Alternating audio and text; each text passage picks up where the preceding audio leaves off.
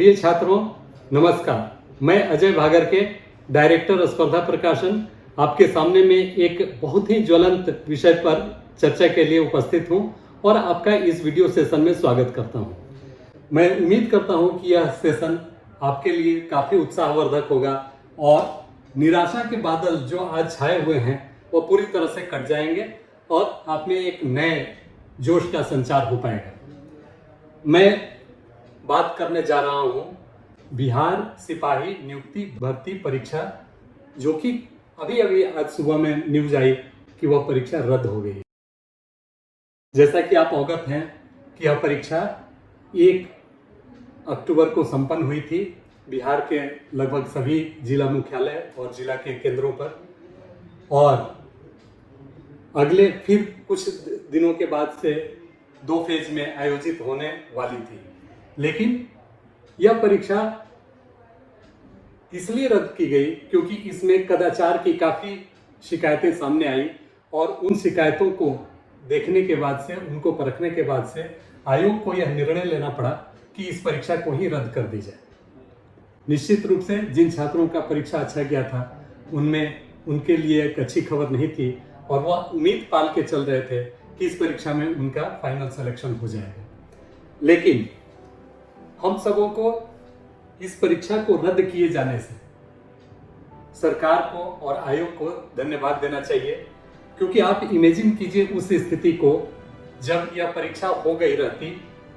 और इसे संपन्न मान लिया गया होता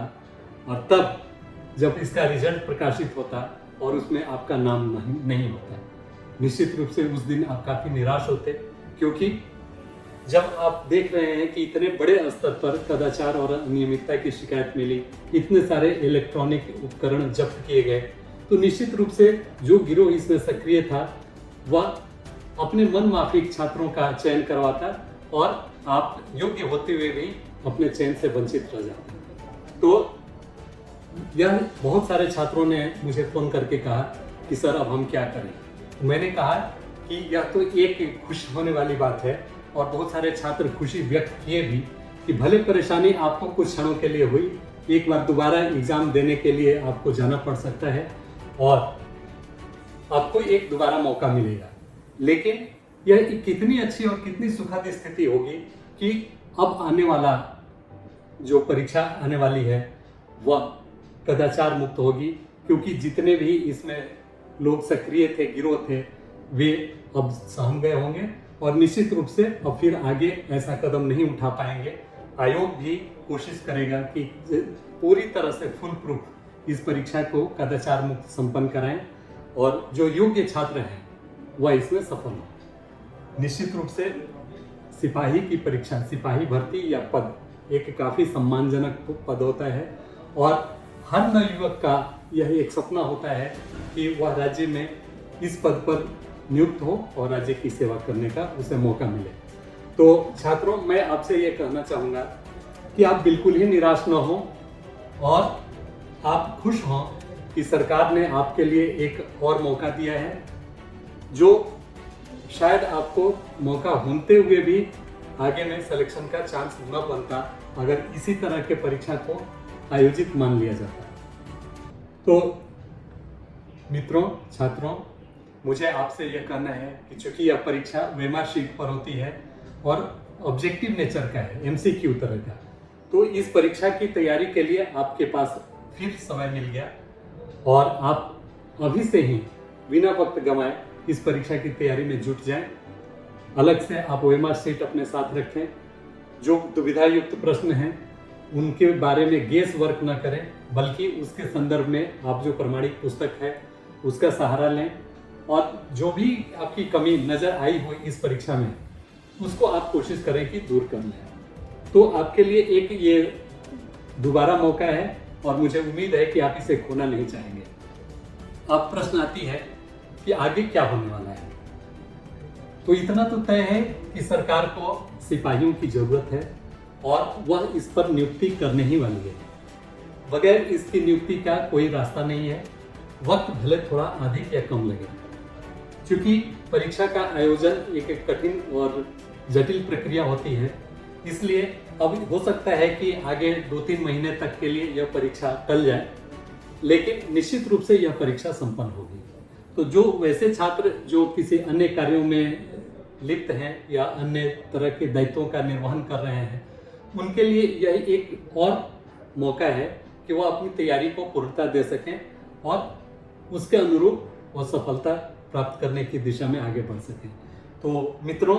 निराश होने वाली स्थिति बिल्कुल नहीं है। आप प्रसन्न होएं, खुश होएं कि भले हमारे कुछ पैसे और कुछ समय बर्बाद हुए परीक्षा केंद्र तक जाने और परीक्षा हॉल में बैठने का, लेकिन यह स्थिति वाकई एक खुश होने वाली स्थिति है कि सरकार ने त्वरित कार्रवाई करते हुए इस पर अंकुश लगाने का काम किया है कि जो भी अनियमितता है और जो भी इसमें संलिप्त लोग हैं उनकी गिरफ्तारियां भी हुई है, और अब से आप उम्मीद कर सकते हैं कि कदाचार मुक्त परीक्षा भविष्य में संपन्न हो पाएगी। तो मित्रों, आप अगर स्पर्धा के पाठक हैं तो निश्चित रूप से आपको स्पर्धा की पुस्तकों से फायदा हुआ होगा, और जो भी अब तक सब्सक्राइब नहीं किए होंगे हमारे चैनल को, वह निश्चित रूप से सब्सक्राइब कर दें, ताकि आपके लिए जो उपयोगी पुस्तकें हम समय समय पर लाते हैं उसका लाभ आपको मिल सके और आपकी तैयारी में हम भी सहभागी बन सकें। एक और मैं अनुरोध करना चाहूँगा कि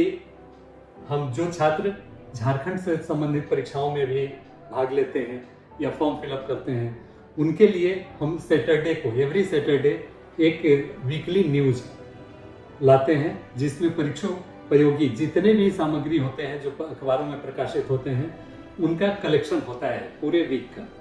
तो वैसे छात्र जिनके पास समय की कमी है और जो अखबार नियमित रूप से नहीं पढ़ पाते हैं, उनके लिए यह एक काफ़ी अच्छा और बढ़िया मौका है। उनको इसको अवेल करना चाहिए और उसका ज़रूर फायदा उठाना चाहिए। तो जो वीडियो हम देते हैं न्यूज़ के फॉर्मेट में शनिवार को, उसी का PDF फॉर्मेट में हम उसके उत्तर सहित टेलीग्राम चैनल पर अपलोड कर देते हैं। तो आपके पास एक स्टॉक के रूप में भी धीरे धीरे कलेक्शन हो जाता है न्यूज़ का। तो मेरा आपसे अनुरोध होगा कि आप उसको ज़रूर देखें और उस चैनल को भी आप सब्सक्राइब करें, ताकि आपको नियमित अंतराल पर मिल सके और उसका लाभ आप लेते रहें। धन्यवाद, नमस्कार।